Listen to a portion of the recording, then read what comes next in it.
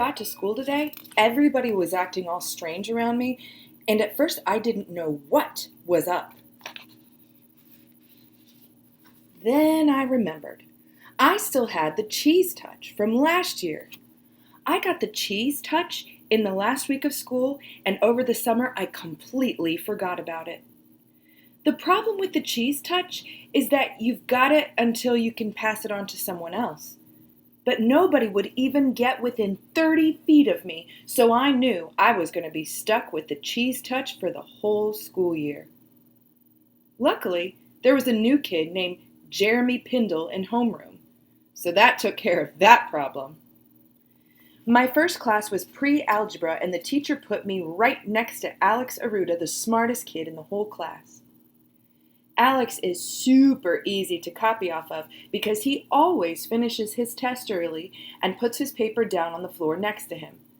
So if I ever get in a pinch, it's nice to know that I can count on Alex to bail me out.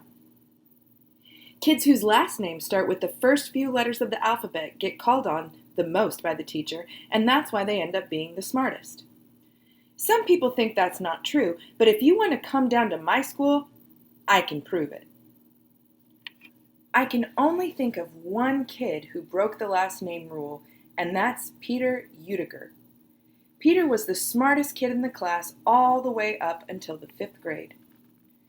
That's when a bunch of us started giving him a hard time about how his initials sounded when you said them out loud.